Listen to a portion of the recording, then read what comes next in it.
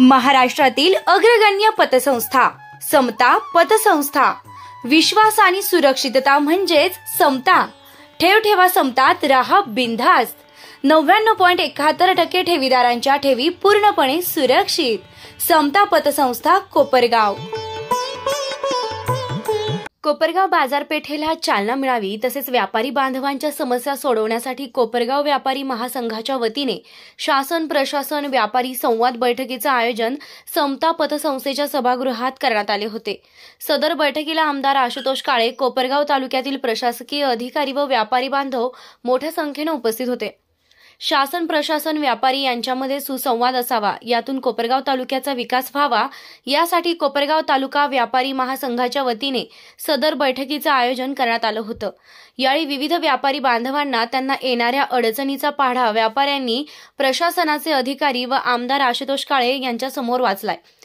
कोपरगाव तालुक्याच्या बाजारपेठेत सुधारणा व्हावी यासाठी सतत प्रयत्न सुरू असल्याचे यावेळी आमदार काळे यांनी सांगितलं असून व्यापाऱ्यांना येणाऱ्या समस्या त्यांनी समजून घेत समस्या सोडवण्याबाबत त्यांनी प्रशासकीय अधिकाऱ्यांना आवश्यक सूचना दिल्या आहेत. यावेळी तहसीलदार संदीप कुमार भोसले, मुख्याधिकारी शांताराम गोसावी, पोलीस उपनिरीक्षक भरत दाते, राज्य सहकारी पतसंस्था फेडरेशनचे व व्यापारी महासंघाचे अध्यक्ष काकासाहेब कोयटे, तुलसीदास खुबाणी, महात्मा गांधी जिल्हा प्रदर्शन चॅरिटेबल ट्रस्ट सचिव धरमशेठ बागरेच्या, सुधीर डागा, अमित शेठ लोहाडे, राजेंद्र बंब आदींसह व्यापारी महासंघाचे पदाधिकारी, प्रशासकीय अधिकारी, कर्मचारी, राष्ट्रवादी काँग्रेसचे पदाधिकारी, नागरिक मोठ्या संख्येने उपस्थित होते. आता माझ्यापेक्षा गोसावी साहेब चीफ ऑफिसर या ठिकाणी आहेत. ते खूप अभ्यासू आहेत, अतिशय अनुभवी आहेत.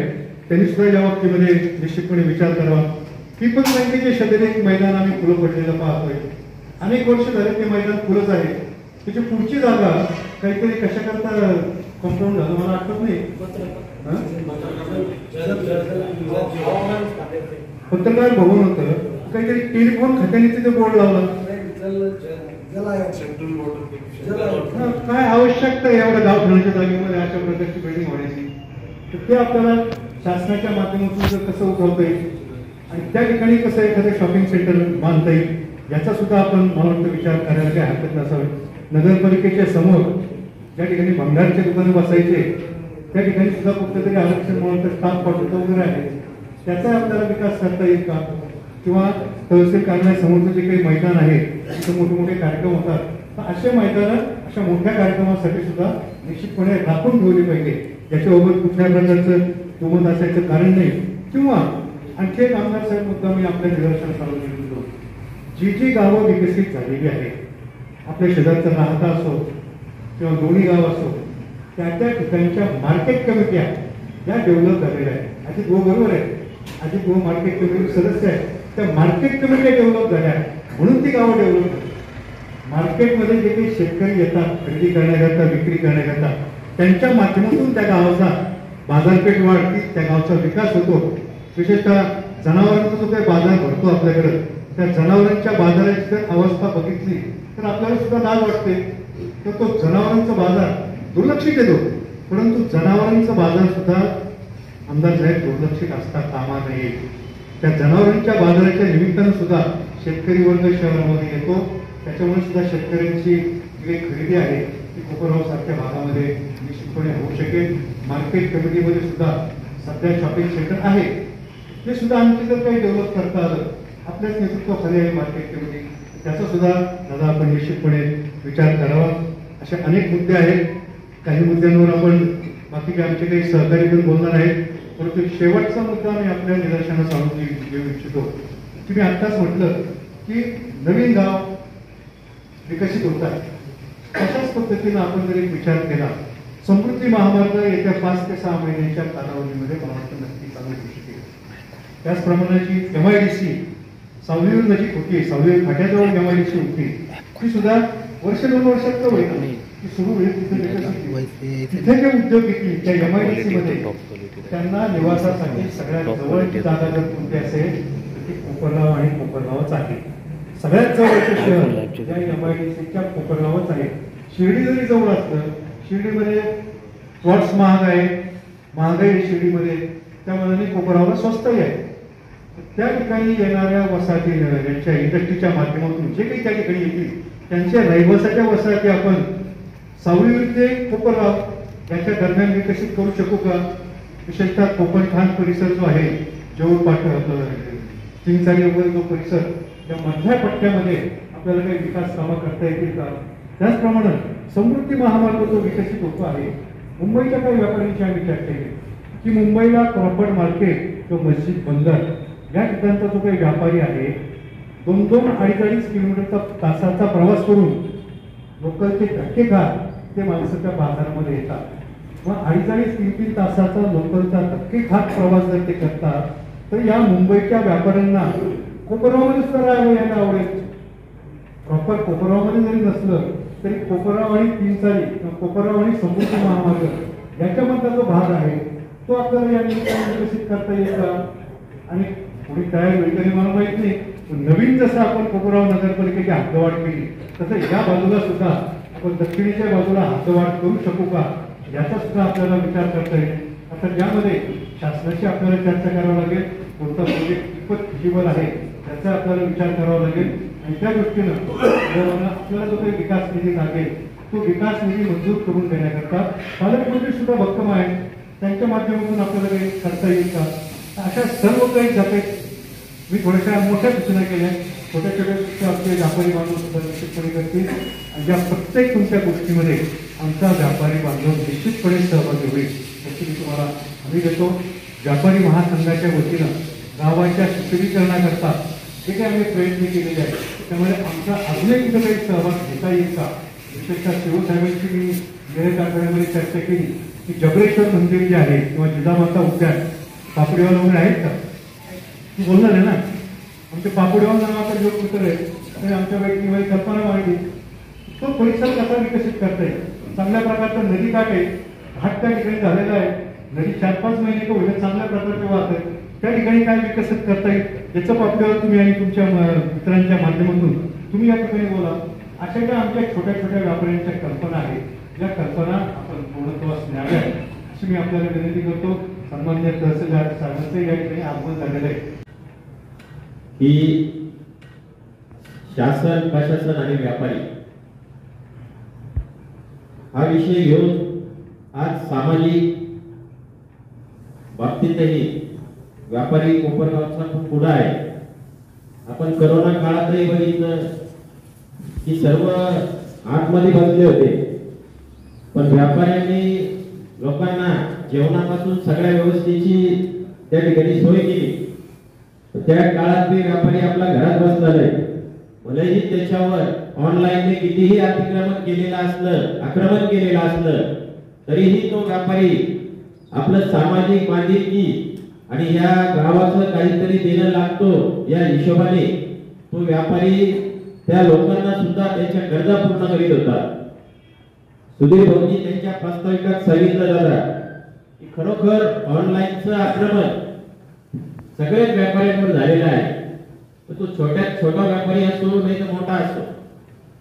हे जर आमचं सुधीर भाऊनी फोल्डर जे तयार केलेले आहे यावर जर आपण एकदा नजर मारली आणि कोपरगावच्या वतीनं आपण जर विधानसभेत आवाज उठवला की खरोखर ऑनलाईन ही लूट आहे, तर आपल्या खरोखर लक्षात येईल की कशी ती लूट केली जाते, त्यात वजनात सुद्धा त्याची लूट असते। दादा आपण जे 20 कोटी रुपये मंजूर करून आणले, आता 131 कोटीचं काम मी तर जोरात चालू आहे। लोकांना नळ आपले ट्रान्सफर करायचे आहे, या लाईनवर त्या लाईनवर।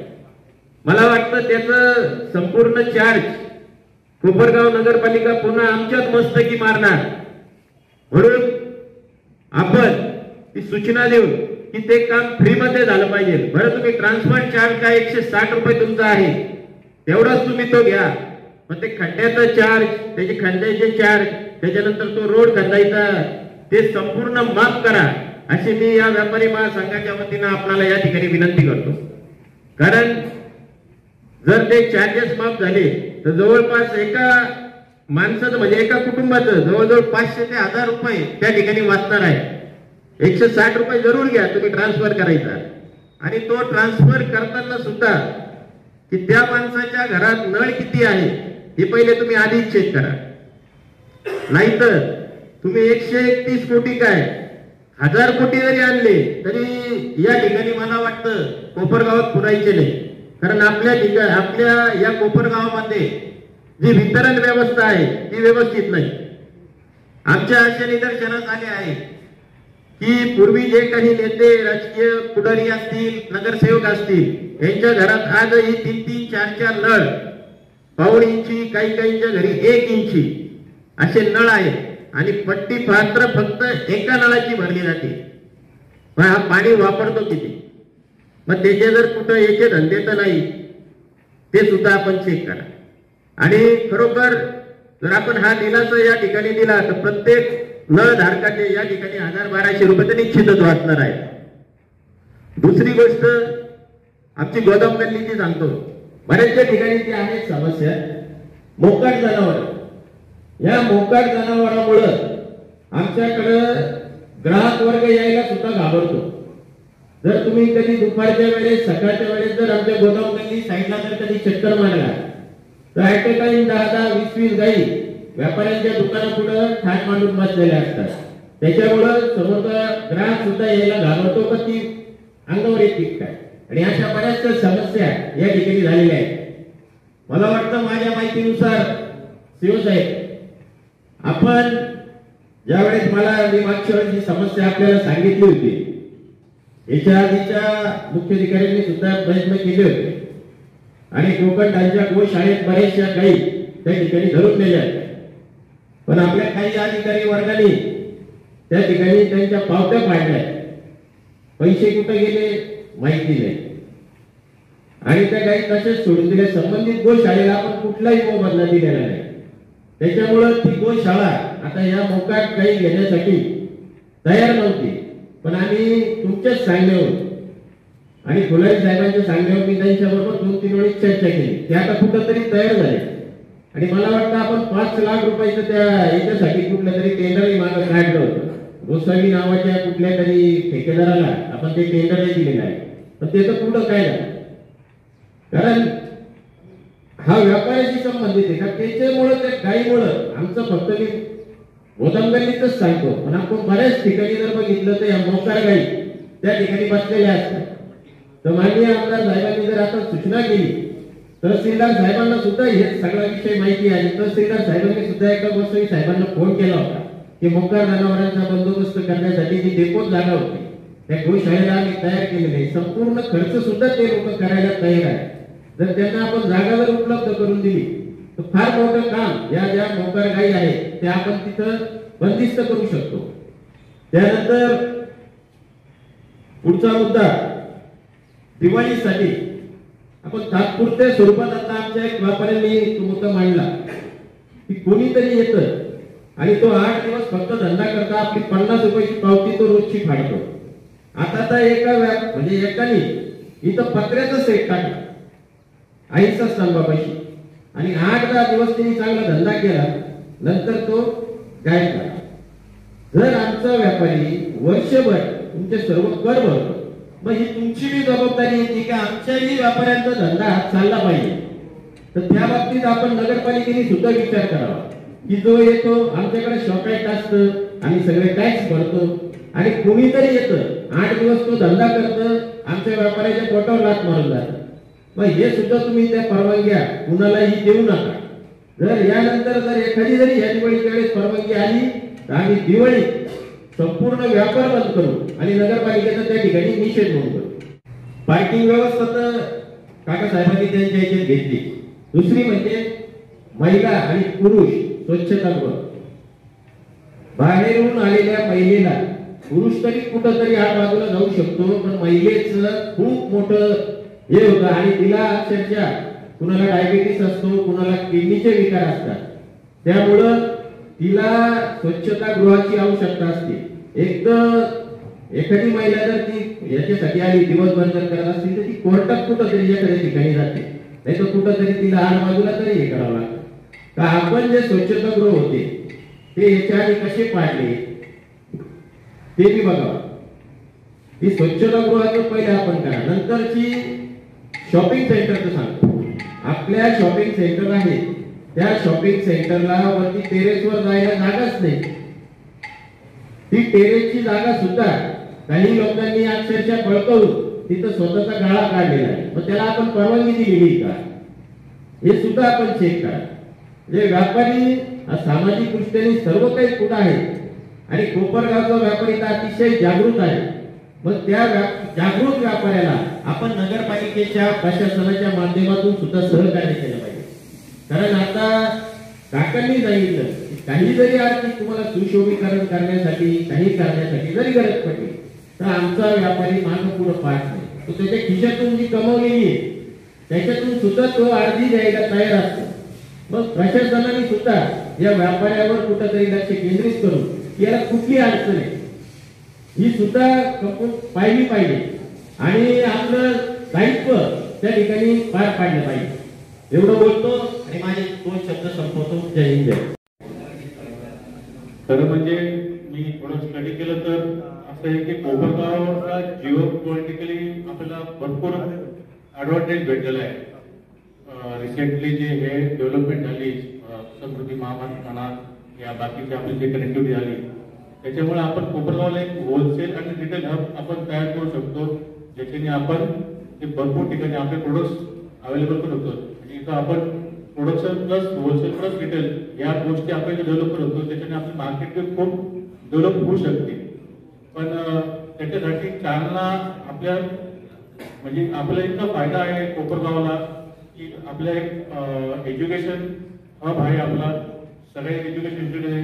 आपले लेबर स्किल लेबर आणि अनस्किल लेबर सगळीला आपल्याला अवेलेबल आहे. पण त्यांना प्रॉपरली चालना भेटली तर ती खूप महत्वाची आहे. म्हणजे त्यांना एक जर लोकांच्या इथं तर त्यांना जर त्यांना एम्प्लॉय भेटत असेल तर त्यांना पुढं भरपूर आपल्या स्वतःला भरपूर फायदे होतो. म्हणजे मी स्वतःचे एक्झाम्पल सांगतो की मला मंथली अराउंड 300 ते 400 लेबर मला लागत असतात पर मार्केट. आणि त्याच्यामुळे ते जे दुकानदार लावताय रस्त्यावरून त्याचे बॅरिकेटिंग पण होऊन जाते. नदीपासून होते बस स्टँडकडे होते. मोठ्या गाड्यांचं तर येणं बंदच होऊन जातं पण 2 व्हीलर पण येत नाही गावात कारण का ट्रॅफिक खूप जाम होऊन जाते. म्हणजे जे आम्ही दुकानदार पूर्ण वर्षभर त्या गोष्टीसाठी मेहनत करतोय ती गोष्ट बाहेरून येऊन लोक तो सगळा हे सीझन करून जातात. गावातले व्यापारी तिथं बसत नाहीये. जे बाहेरून येत आहे व्यापारी ते सगळे बसून तिथं तो पूर्ण सीझन करून घेत आहे. हा खूप मेजर लॉस आहे व्यापाऱ्यांसाठी मेन रोडचे. आणि पार्किंगची व्यवस्था खूप मेजर प्रॉब्लेम आहे मेन रोडला.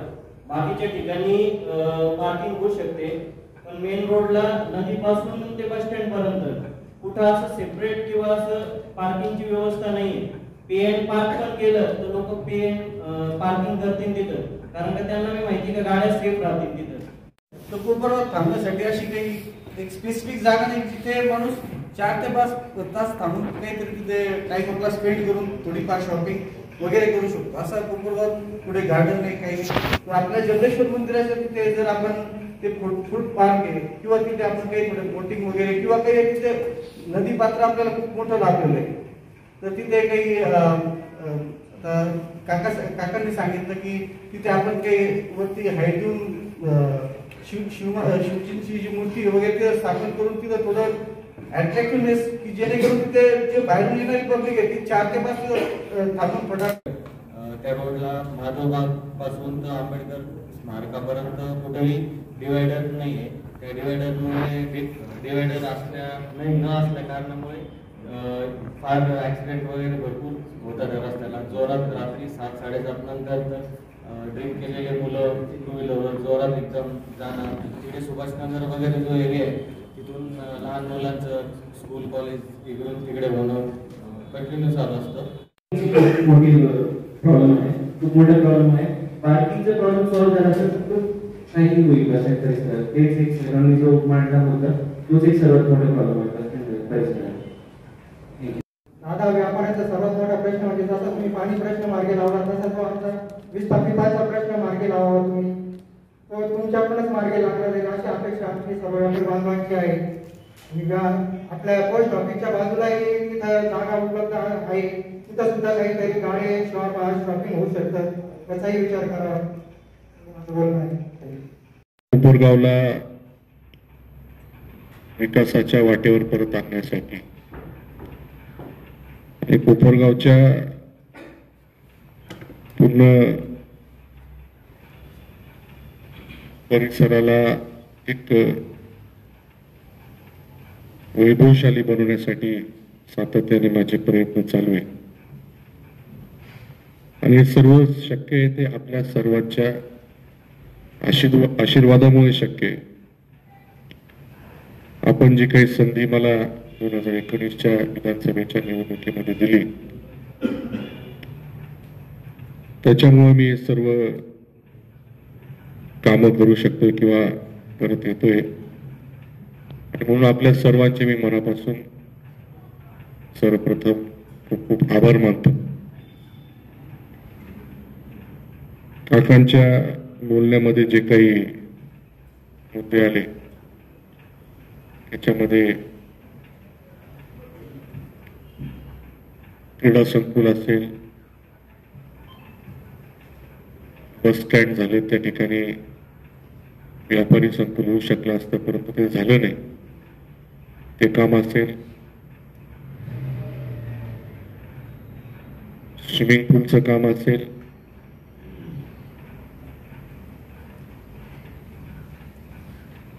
बाजार होते, अजून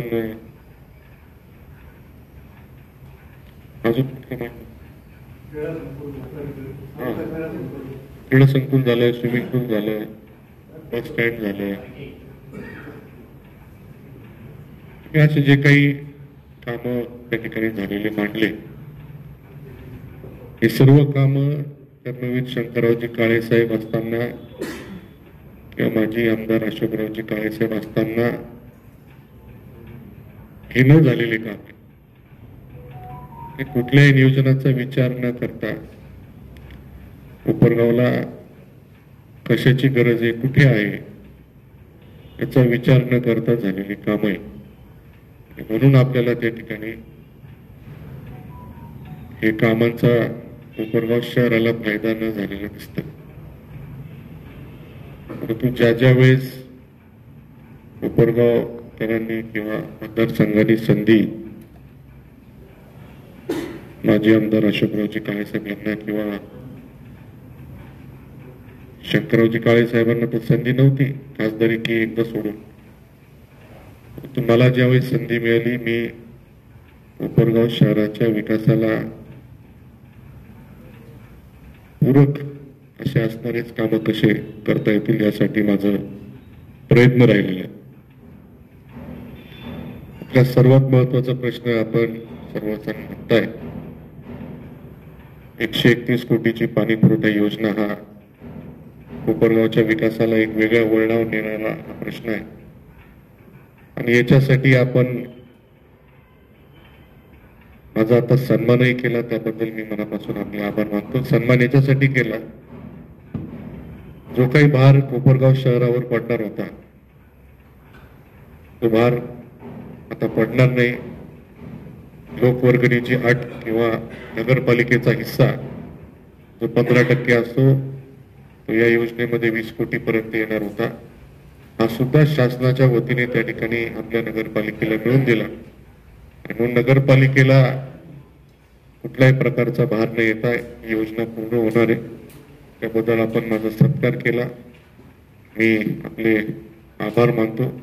हे आपल्यामुळे शक्य आहे म्हणून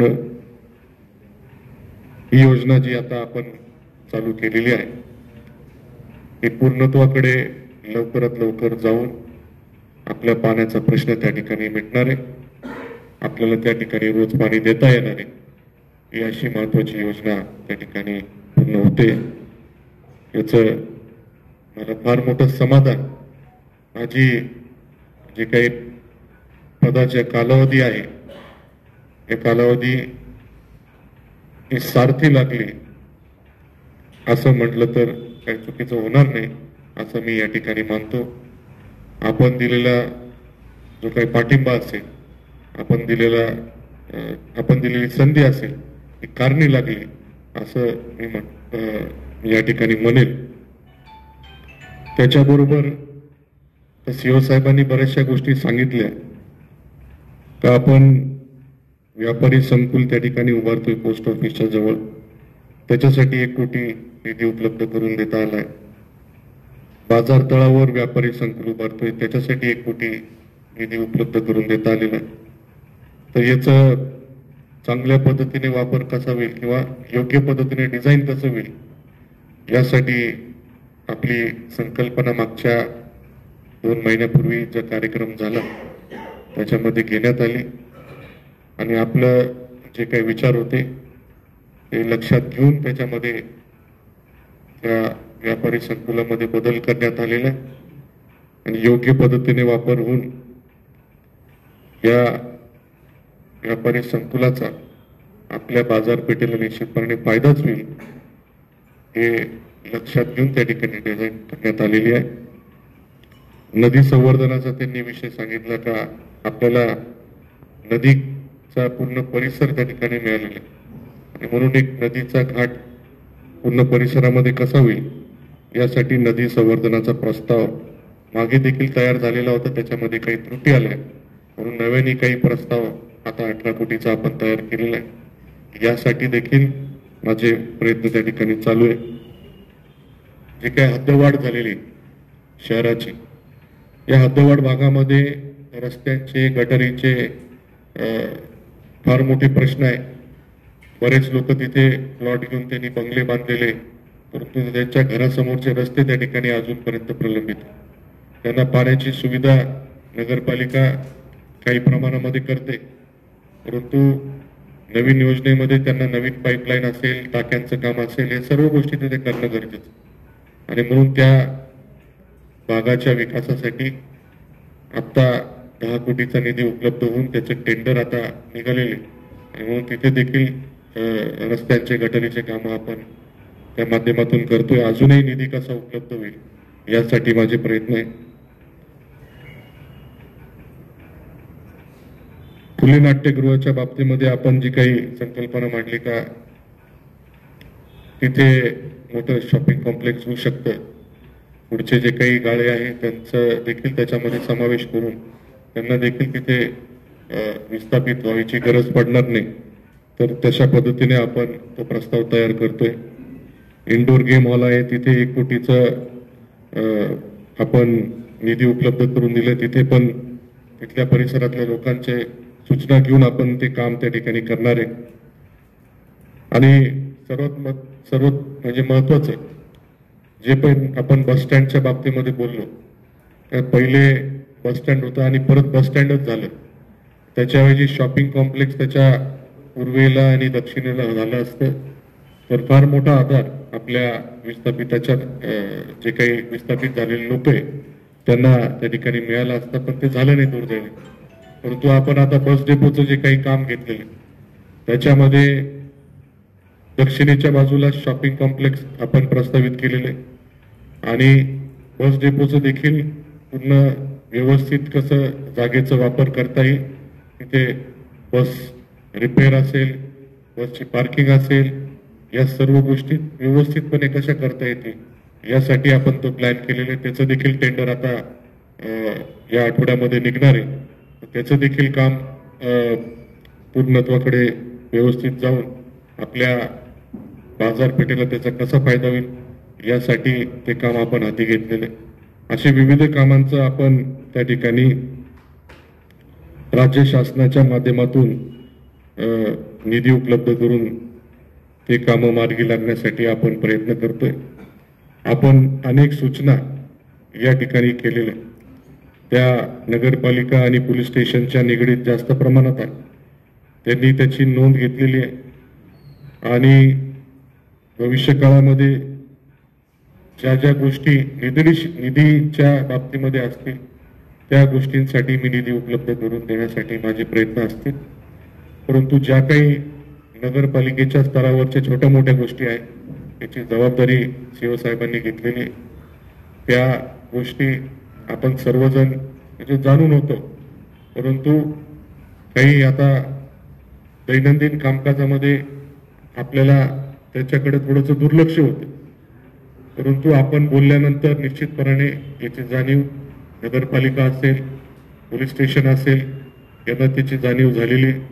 आपण हा जो काही संवाद कार्यक्रम घेतला हा कार्यक्रम मी काही प्रशासनाचा भाग नाही, मी आपला एक प्रतिनिधी म्हणून या ठिकाणी काम करतो. जेव्हा आपल्या ज्या काही अडचणी असतील, आपण संवादाचा कार्यक्रम आता जरी घेतलेला आहे याच्यामध्ये आपण सांगितले, परंतु वेळच्या वेळी ज्या वेळेस आपली भेट होत राहील त्यावेळेस आपल्याला कुठली गोष्ट जाणवली, किती छोटी असो किती मोठी असो, आपण त्या गोष्टी मला सांगत चला, अशा प्रकारची विनंती या ठिकाणी करेन.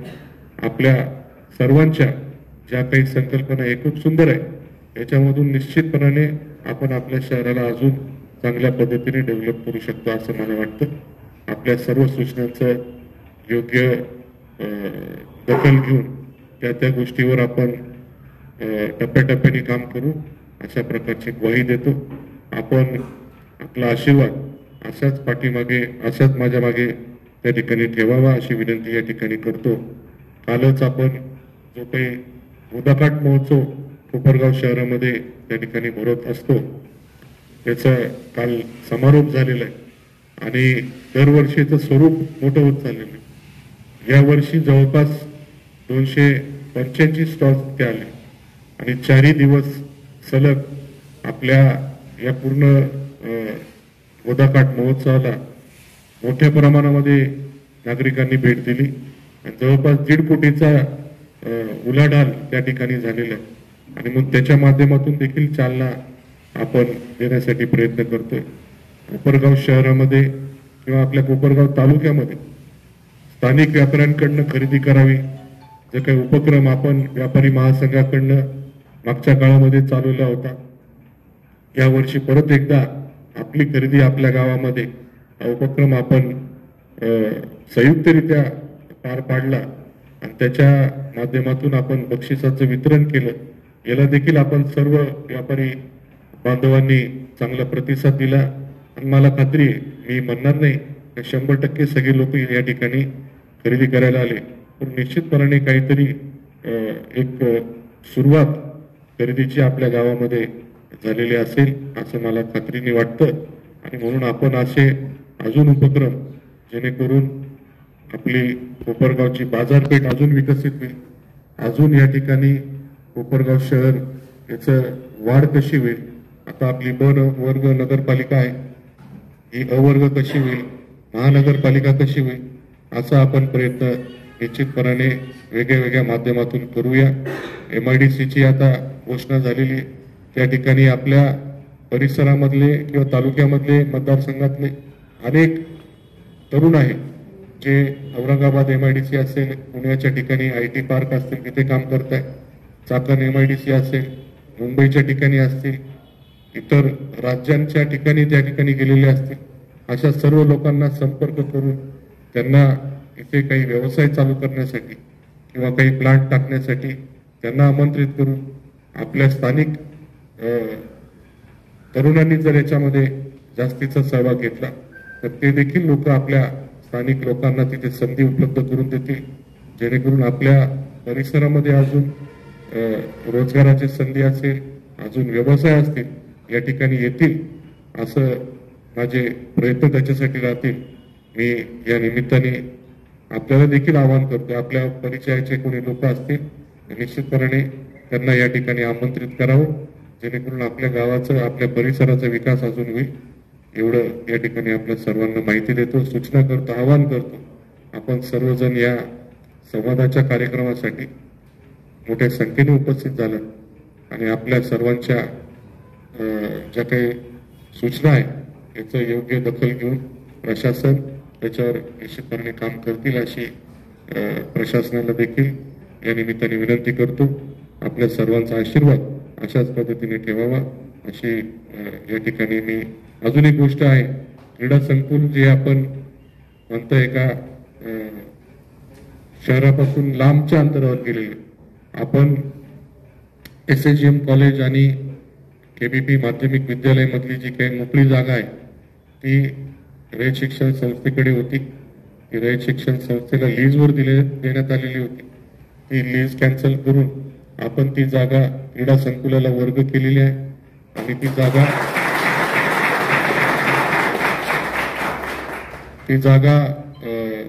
क्रीडा संकुलाकडे वर्ग होऊन त्या ठिकाणी 38 कोटीचा एक मोठं प्रपोजल आपण क्रीडा संकुलाचं त्या ठिकाणी शासनाकडे दिलेलं आहे. तिथे स्विमिंग पूल असेल, बाकीचे इंडोर स्पोर्ट्स असतील, असे विविध काय म्हणता स्पोर्ट्स किंवा गेम्स याची व्यवस्था त्या ठिकाणी करतोय, जेणेकरून आपल्याला शहराच्या नागरिकांना तिथे जाणं सोयीचं आहे असं देखील आपण त्या ठिकाणी करण्याचा प्रयत्न करतोय. ठीक आहे, याला थोडासा वेळ गेला. या पूर्ण आपल्या शहरामध्ये रस्ते, पाणी या गोष्टीवर लक्ष केंद्रित करत असताना खेळाच्या किंवा एंटरटेनमेंटच्या गोष्टी या थोड्याशा मागे पडलेल्या आहेत, परंतु त्याच्यासाठी देखील आपण प्रयत्न करतोय. मी त्या बाबतीमध्ये या सर्व गोष्टी आपल्याला माहिती म्हणून सांगतो. सर्वात महत्वाचा आपल्या सर्वांच्या बोलण्यामधून जे काही प्रश्न मला जाणवला, तर सणाच्या काळामध्ये मेन रोडवर जे काही छोटे हातावर असणारे व्यावसायिक आहे याच्यामुळं तो पूर्ण रस्ता ब्लॉक होऊन जातो आणि तो सणाचा महत्वाचा काळ तिथल्या व्यापाऱ्यांना त्याच्यामध्ये फार मोठी अडचण होते. तर त्या बाबतीमध्ये आपण नगरपालिका त्या गोष्टीवर विचार करावा, त्यांना पर्यायी जागा कुठे देता येईल जेणेकरून त्यांचाही व्यवसाय होईल आणि व्यापाऱ्यांना पण कुठली अडचण होणार नाही. जे काही पार्किंग किंवा ग्राहक आलेले त्यांना देखील पार्किंगला व्यवस्था होईल, दळणवळणाचा कुठला प्रश्न निर्माण होणार नाही.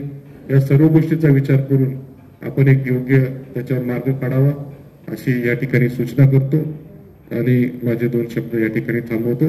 धन्यवाद. दिल्याबद्दल पोलीस स्टेशनचे मी मनपूर्वक व्यापारी महासंघाच्या वतीने आभार मानतो.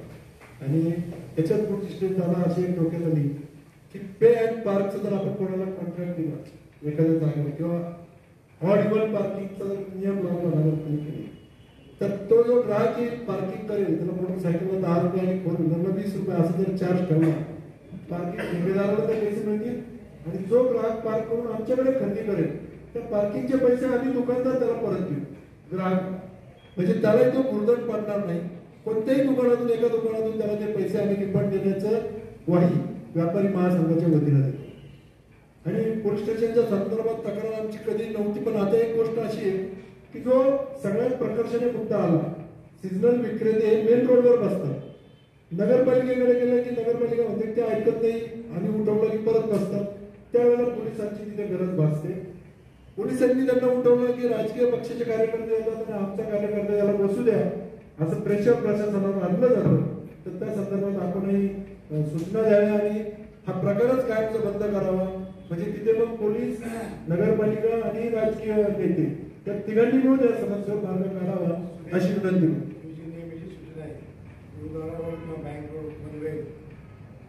आणखी एक मार्ग असा आहे की शिवाजी महाराज पुतळ्यापासून जो बँकेकडे रस्ता जातो पीपल्स बँकेकडे, त्याला जर फक्त जाण्यासाठी आणि गुरुद्वारा रस्ता फक्त येण्यासाठी असा जर केला तर खूप मोठी समस्या मिळेल. तिथे बऱ्यापैकी दोन्ही बाजूला दूरच्या गाड्या लागलेल्या असतात आणि एक गाडी जर तिथे थांबली, ग्राहकांच्या गाड्या उभ्या राहतात आणि तिथे कुणीही काही वाद घालायला लागले की तिथे ट्रॅफिक जाम होते. त्यामुळे तो पूर्ण परिसर वन वे जर केला, मला वाटतं साहेब प्रायोगिक तत्वावर एकदा करून बघा, त्याचा सक्सेस काय होतं तसं तर आपण इम्प्लिमेंट करू. आणि जर तो कायदा राबवला, तिथे जर एक पोलीस उभा राहिला तर पोलिसांसमोर सगळे लोक सरळ चालतात हा अनुभव. त्यामुळे अशा पद्धतीने जर आपण काही कामं केली तर व्यापारी महासंघ पूर्णपणे त्याला साथ देईल. स्वच्छतागृहाचा जो प्रश्न आहे त्याला नगरपालिकेने जर जागा नियोजित केली, त्याच्यावर काही बांधकाम करण्याची वेळ आली, तिथे काही पाण्याचा सप्लाय जर नगरपालिकेने दिला तर व्यापारी महासंघाच्या वतीने तिथे फंडिंग किंवा काही मदत आम्हाला करता येईल तोही आम्ही विचार करू. नदीच्या कठड्यावर जर आपण जाळ्या लावल्या, संरक्षक जाळ्या, तर बऱ्यापैकी तो कचरा टाकण्याचं प्रमाण तिथे कमी होईल.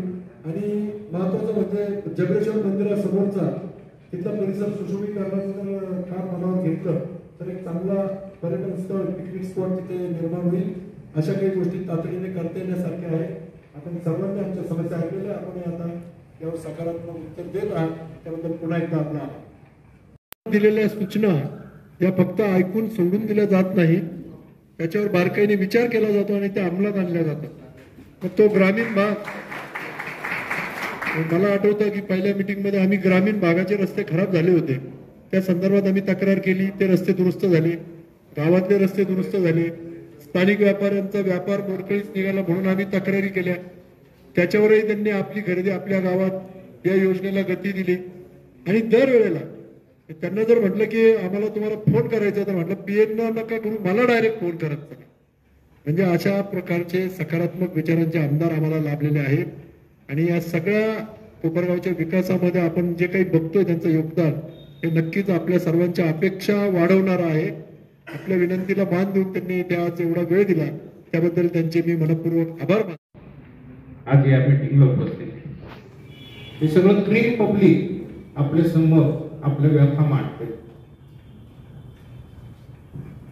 कोपरगाव बदलावं म्हणून आमदार साहेबांचे जे प्रयत्न चालू आहे त्याबद्दल सर्वप्रथम मी त्यांचं अभिनंदन याच्यासाठी करतो. आता जे पत्रक हातात मिळालेलं आहे हॅशटॅग कोपरगाव बदलतंय हे त्यांनी लिहिलेलं आहे, म्हणून सर्वप्रथम मी सगळ्या व्यापाऱ्यांच्या वतीनं त्यांचं अभिनंदन.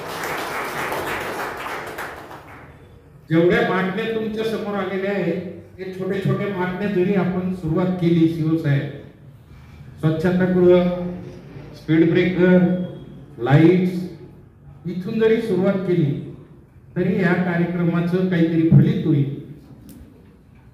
निधी येणे, निधी आणणे आणि नंतर कामं सुरू होणं या गोष्टी आपण समजू शकतो. आमच्या व्यापारी महासंघाच्या वतीनं तुम्हाला एक निवेदन देण्यात आलं, एक प्रस्ताव दिलेला आहे.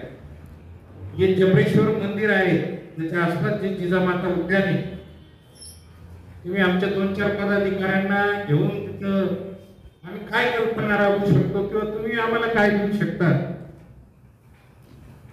निधीची गोष्टच वेगळी, एकदा आयडिया जर कन्सेप्ट आपला क्लिअर झाला तर त्या भागात जसं अजित भाऊंनी सांगितलं आणि बाकी सगळ्याही वक्त्यांनी सांगितलं, ती खाऊगल्ली असेल, उंच शंकराची मूर्ती असेल, त्याच्यावर पडणारं पाणी असेल, मनोरंजनाच्या दृष्टीने आपण एक खाऊगल्ली म्हणून ती निर्माण जर केली, आपण शिवसाहेब आपण जर आमच्या व्यापाऱ्यांना 1-2-3 व्यापाऱ्यांना तिथं बोलवलं आणि आपल्याला कोणतं बदल किंवा ते जर नसेल अजून कुठलंही ग्राउंड उपलब्ध करून देता येतं का? वर्षभरात एकदा तरी कुठेतरी खाऊगल्ली चालू होते. सकाळ पेपरने आपल्या नगर येथे चालू केली, 8 दिवस त्यांनी खाऊगल्ली चालू केली आणि त्यामुळे काय होतंय, कोपरगावात कुठेतरी जायला एक जागा राहते आणि त्याच ठिकाणी जिजामाता उद्यान आहे, त्याला आपण डेव्हलप करू. त्या डेव्हलपची जबाबदारी आमच्या व्यापारी संघावर द्या, तुम्ही ते करू शकतो आपण. आणि सगळ्यात महत्वाची सगळ्यांनी मांडलेली जी समस्या आहे शिवसाहेब, वॉशरूम फार मोठी समस्या आहे कोपरगाव शहरात. आणि आपण हे मेडिकलच्या शेजारी जे जवाहर मेडिकलच्या शेजारी जे वॉशरूम बांधलंय त्याचा मेंटेनन्स होत नाही. आणि आपण या सर्व गोष्टीकडे आणि येत्या 8-10 दिवसात आम्हाला तुम्ही बोलवा शिवसाहेब, आपण कोपरगावात कुठेतरी एकदा जागा दाखवा आम्हाला, त्या ठिकाणी आपण अशी डेव्हलपमेंट करू शकतो. आताचे पालकमंत्री महोदयांनी ज्या सूचना दिल्या होत्या आणि त्यात आम्ही अभ्यास केला आणि पिवळीचा कसं आहे जवळपास 67% पोर्शन हा नगरपालिकेने मिळाला होता आणि माझ्याकडे 200 ते 250 जे काही शॉप्स आहेत ते दुकानदारांसाठी उपलब्ध झाले होते. मला सांगायचं याची पार्श्वभूमी यासाठी सांगतो की कोपरगावमध्ये सुद्धा या कामासाठी खूप स्कोप आहे. आदरणीय आमदार महोदयांनी वैशिष्ट्यपूर्ण योजनेअंतर्गत आम्हाला खूप चांगल्या तऱ्हेने नगरपालिकेने उपलब्ध करून दिलेलं आहे आणि काही अल्पावधीतच त्यासाठी आमचे आराखडे तयार करून ते व्यापारी संकुल कसे कार्यान्वित होतील यासाठी प्रशासन सर्वतोपरीने प्रयत्न करत आहे. दुसरी गोष्ट, जो काही आरक्षणाचा विषय होता, खूप आरक्षण मोठ्या प्रमाणात काढली गेलेली आहे. मला माहित नाही इतिहास काय आहे, माझ्या 2-2.5 वर्षात काय अशी कुठली घटना काही घडलेली नाही. दुसरी गोष्ट अशी की जे काही केलेलं निघालेलं असेल तर त्याला कोर्टाची जी काही लढाई आहे शेवटी आरक्षण ही खाती जागेवर असतात आणि जर नगरपालिकेनं ती किंवा यंत्रणेने जर ती भूसंपादित केली नाही योग्य मोबदला घेऊन, तर त्याच्यावर तो अन्यायच असतो. कारण तो जे काही कायदेशीर मार्गाने कोर्टाच्या दरबारी तो लढत असतो आणि तो तिथं न्याय मिळत असतो आणि कोर्टाचा आदेश आल्यानंतर तिथं आम्हाला काही पर्याय नसतो, त्या ठिकाणी आरक्षण शेवटी गफलत होतं. परंतु जे काही सध्याची जी आरक्षण आहे ती विकसित करण्यासाठी नगरपालिकेकडे जर काही निधीची अपूर्तता असेल तर त्याच्यात रिझर्वेशन अकोमोडेशन सारखा एक चांगला कन्सेप्ट आता EDCPR मध्ये आलेला आहे. उदाहरणार्थ तुमच्या गार्डनचं आरक्षण असेल तर काही 5 नगरपालिकेला फ्री ऑफ करून तुम्ही त्या ठिकाणी तुमचा जो काही पर्पज आहे तो तुम्ही सर्व करू शकता. असे बरेचसे काही गोष्टी आहेत. परंतु अशा तऱ्हेने काही आमच्याकडे प्रस्ताव माझ्याकडे आमच्या टाउन प्लॅनर पण आहे गोष्टी, तर असे काही प्रस्ताव आले नाही. आले तर आम्ही निश्चितच 2 पावलं पुढे जाऊन त्यांना आम्ही सहकार्याच्या भूमिकेतून निश्चितच आम्ही मार्गदर्शन करू. कारण शेवटी इच्छा ही त्या जागा मालकाची आहे. त्या जागा मालकांनी तशी इच्छा आमच्याकडे व्यक्त केली पाहिजे, त्यात आम्ही त्यांना नक्कीच मदत करू. नंतर दुसरी गोष्ट अशी आहे का TDRचा जो विषय आहे, TDRचा विषय आता हा जो कन्सेप्ट आहे हा मेजर हा कॉर्पोरेशन लेवलला विषय होता. परंतु आमदार साहेबांनी सूचना दिल्यानंतर आम्ही या TDRवर आता काम करायला सुरुवात केलेली आहे. मध्यंतरी जे आपले अधिकारी ते झाले त्याची बंदी झाली, आता जोशी साहेब आलेले आहेत, त्यांनी तो विषय बऱ्यापैकी आता अवगत करून घेतलेला आहे. TDR हा एक विकास शहराचा सुनियोजित विकास करण्यासाठी खूप चांगला कन्सेप्ट आहे. त्याच्यात आपले जे काही डेव्हलपमेंटचे राईट्स आहेत ते फक्त ट्रान्सफर करायचे आपल्याला. म्हणजे उदाहरणार्थ विकास योजनेखाली जर रस्ता तुमच्या जागेतून जात असेल तर त्याचा जे काही राईट्स आहे आम्ही तुम्हाला हँडओव्हर करतो आणि त्या ठिकाणी तुम्हाला हायराईज बिल्डिंग बांधायची असतील त्या ठिकाणी आम्ही तो TDR शिफ्ट करून देतो, जेणेकरून तिथं 4 मजली बिल्डिंगला स्कोप आहे तर तुम्ही 6 मजली 7 मजली 8 मजली बिल्डिंग बांधू शकता. तर ते TDRचे जे काही प्रोजेक्ट्स आहेत आता जोशी साहेब आलेले आहेत त्याच्यात आम्ही जॉईंटली त्याच्यात काम करतो. नंतर तिसरा जो विषय होता की जे काही व्यापारी संकुल आहे किंवा पार्किंगची व्यवस्था आहे किंवा वैयक्तिक महिलांसाठी जे काही शौचालय किंवा मुद्रेची व्यवस्था आहे, सध्या जे काही मला एकंदरीत चित्र असं दिसतंय का जी काही उपलब्ध व्यवस्था नगण्य आहे त्यात काम करायला आम्हाला स्कोप आहे.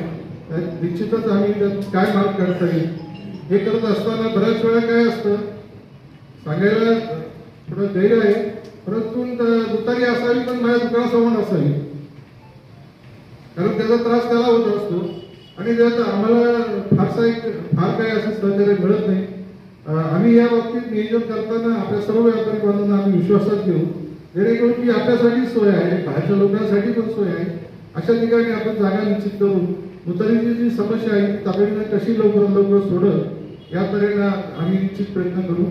नंतर पार्किंगचा जो विषय आहे आता सध्या शहराचं जे काही रचना जर पाहिली तर बऱ्यापैकी छोटे छोटे व्यावसायिक जे आहेत तर त्यांनी रस्त्याच्या कडेला त्यांचा व्यवसाय सुरू केल्यामुळे आपल्याला जे पार्किंगला जी काही जागा पाहिजे त्या तऱ्हेनं आपल्याला अवेलेबल होत नाही. तर त्यासाठी आता शासनाची एक नवीन धोरण आलेली आहे, त्याच्यात हॉकर्स पॉलिसी आहे. म्हणजे जे काही आपल्याला कोणत्या ठिकाणी हॉकर्स लावायला परवानगी द्यायची आणि कोणत्या ठिकाणी नाही द्यायची याचं एक स्ट्रॅटेजिक प्लॅनिंग आहे. त्यामुळे आम्ही ते आमचे जादू आहे त्याच्यावर आम्ही काम करतो की कुठले रस्ते हे हॉकर्स मुक्त ठेवायचे, जे हॉकर्स मुक्त रस्ते ठेवू त्या ठिकाणी आपल्याला पार्किंगची व्यवस्था करता येईल, जेणेकरून कसं आहे की हॉकर्स हा सुद्धा इथला मूलभूत आहे असं आपल्याला म्हणता येणार की त्यांनी कुठलाच व्यवसाय करू नये. उलट आता शासनाची जी पॉलिसी आहे ती PM स्वनिधी जी योजना आहे, पंतप्रधान स्वनिधी योजना, त्याच्यामध्ये छोट्या जो काही रस्त्यावर जो काही व्यापार करतो त्याच्याही उपजीविकेची शासनाने काळजी घेतलेली आहे. आपल्याला या निमित्ताने मी सांगतो की आपले जे काही परिसरातले जे बांधव असतील छोटे व्यापारी 10,000 रुपये जे काही कर्ज आहे ते बिनव्याजी मिळतं आणि 10,000चं जर कर्ज फेडलं तर 20,000चं भेटतं आणि 20,000चं जर फेडलं तर 50,000 रुपये कर्ज बिनव्याजी मिळतं. माझ्याकडे असे 6-7 छोटे व्यापारी बांधव आहेत तर त्यांनी 50,000 सुद्धा कर्ज घेतलेले, म्हणजे स्वतःला एक वित्तीय शिस्त लावून त्यांनी 50,000 रुपयापर्यंत कर्ज स्वतःसाठी उपलब्ध करून दिलेलं आहे. तर आपल्याला जर ह्या जे काही छोटे छोटे जे काही दुकानदार आहेत तर आपण सगळे जाणकार माणसं आहात. शेवटी आम्ही जरी शासकीय सेवेत असलो तर आम्ही जरी ह्या गावात नोकरीच्या निमित्ताने आलो, शेवटी गाव तुमचं आहे. त्याच्यामुळे हे गाव कसं असावा आणि कशा तऱ्हेने त्याचं नियोजन असावा आम्ही एक कॅटलिस्ट आहे याच्यामध्ये. शेवटी तुम्हाला विश्वासात घेऊनच आम्हाला याचे निर्णय घ्यावा लागणार आहे. तर त्यात आपल्याला काय करता येईल चांगलं, तर त्या तऱ्हेने आपण संतोष भाऊंनी जो विषय मांडला की मोकाट जनावरांचं वास्तविक मला पण खूप वाईट वाटते सर की हा विषय खरंच गंभीर आहे. कारण कसं झालंय शासनाची किंवा आता जे काही मोकाट जनावरं जे आहेत समजा गायी आहेत तर त्याच्या बाबतीत आपल्याला नियोजन करण्यासाठी त्याला एक बंदिस्तीकरण करणं गरजेचं आहे. आणि संतोष भाऊ असं काही एक चेंज काय आम्ही तर आमचा एक चांगला डायलॉग झाला होता त्याचा किंवा नगरपालिकेने एक बंदिस्त आम्हाला त्याला कोंडवाडा हा शब्द संतोष भाऊंनीच काढला होता. त्यावेळी साहेब आपण त्याला गोसेवा केंद्र म्हणतो. एक गाडी आहे आपली तिची सेवा करायची संधी मिळाली गोसेवा आपण शाळा सुरू करू आणि त्या ठिकाणी काही व्यापारी बांधवांच्या मदतीने आपण त्याची संगोपनाची जबाबदारी आम्ही घेतो. फक्त तुम्ही आम्हाला ते बंदिस्त करून घ्या. आता कोटे साहेबांनी सांगितलं की व्यापारी असोसिएशनच्या माध्यमातून आम्हाला काय करता येईल कारण आपल्याला याच्यात आपल्या सहकार्याची खूप अपेक्षा आहे. त्याच्यात जर आपण एक केलं तर एक चांगला एक पायलट प्रोजेक्ट उभं राहील आपल्यासाठी. कारण एका बाजूला जे काही प्रेमी मंडळी आहेत त्यांनाही या विषयावर आदर वाटेल आणि दुसरी गोष्ट मोकाट जनावरांमुळे जे काही व्यापारी बांधव आहेत किंवा वयोवृद्ध लहान मुलं आहेत त्यांना जो काही त्रास होतो तो पण त्याच्यात कमी होण्यास मदत होईल. नंतर जे काही बाकीचे विषय होते स्पीड ब्रेकरचे मला सांगायला खूप आनंद वाटत कारण मी सुरुवातीला ज्यावेळी जॉईन झालो होतो त्यावेळी स्पीड ब्रेकरचा विषय कुठेच नव्हता काढला. म्हणजे 2-2.5 वर्षापूर्वी भाऊ असताय कारण स्पीड ब्रेकरची गरजच नव्हती आपल्याकडे. स्पीड ब्रेकरची गरजच नव्हती दादा. उलट कमी स्पीड ब्रेकर ज्या अर्थे टाकतात त्या अर्थी माझ्या कामाची पावती असं मी समजतो. कारण आता रस्ते एवढे गुळगुळीत झालेले आहेत तर स्पीड ब्रेकरची गरज आहे. आम्ही तोही प्रयत्न केला होता फायबरच्या स्पीड ब्रेकरचा परंतु त्याला मला फार काही यश आले नाही. आता जे काही डाबराचे कामं सुरू आता प्लांट सुरू झालेले आहे तर आपल्याला कायमस्वरूपी कसा स्पीड ब्रेकरचा विषय मिटवता येईल त्या तऱ्हेने आम्ही निश्चित प्रयत्न करू. काही सांगितलं होतं का रस्त्याच्या कडेला काही रिफ्लेक्टर लावता येईल का किंवा काही तऱ्हेने काही पेंटिंग करता येईल का तर निश्चित खूप चांगली सूचना आहे. आम्ही निश्चित त्याची दखल घेऊ आणि याला ह्या शहराला चांगलं स्वरूप कसं आणता येईल. प्रशासन म्हणून तहसीलदार साहेब आहेत पोलीस डिपार्टमेंटचे लोक आहेत त्यांचं पण आम्हाला वेळोवेळी मार्गदर्शन मिळतं सहकार्य मिळतंय. राहिला याचा विषय भाऊगल्लीचा विषय आहे किंवा गोदा नदी संवर्धन आहे. आमदार महोदयांच्या मार्गदर्शनाखाली आपण जवळपास 18.5 कोटीचा जो प्रस्ताव आहे नदी संवर्धनचा प्रस्ताव याच्यामध्ये जे काही नदी काठ जो आपल्याला इकडं सुसज्ज लाभलेला आहे त्याचं संवर्धन करून म्हणजे आपण नाशिकमध्ये गेलं तर गोदा पार्क आपल्याला माहीत असेल किंवा बऱ्याच ठिकाणी इव्हन मुंबईला जे आपण जो बीच वगैरे म्हणतो आपण एवढ्या मोठ्या कन्सेप्ट नाही करू शकत पण तो नदीकडचा जो एवढा सुंदर असा किनारा लाभलेला आहे तर पर्यावरण जतन करून पर्यावरणाला कुठली हानी न होता नागरिकांची सोय कशी होईल अशा तऱ्हेने एक चांगला मार्ग काढून तो नदी संवर्धनचा प्रस्ताव सुद्धा कारण तो भांडवली स्वरूपाचा प्रस्ताव आहे. जवळपास 17-18 कोटी रुपये आपल्याला लागणार आहे. तर पर्यावरण विभागाकडे आमचा तो प्रस्ताव तो दाखल होणार आहे. त्याच्यातही आपल्याला चांगल्या प्रकारे निधी उपलब्ध होणार आहे. बरेचसे संतोष गौडे जो विषय मांडला नाही जातात कारण गोदावरी नदी आहे जे काही आपलं सांडपाणी त्या नदीत मिसळतं तो पण विषय संवेदनशील आहे. शेवटी ही पवित्र गंगा आहे दक्षिण गंगा आहे आणि त्याचं पावित्र्य जपण्याची आपल्या सर्वांची जबाबदारी आहे. तर जवळपास 13.5 कोटीचा आपला जो काही STP जो आहे सिवेज ट्रीटमेंट प्लांटचा जो प्रोजेक्ट आहे आपल्याला शासनाने त्याला मान्यता पण दिली आहे निधी पण आपल्याला अलॉट केलेला आहे. त्याचं पण डिझाईन करायचं काम चालू आहे. आपलं बाजार तळाचे जे ओढे आहेत त्याच्या खाली आपण त्याचं जेणेकरून जे काही सांडपाणी आहे ते प्रक्रिया करून शुद्ध करून आपल्याला ते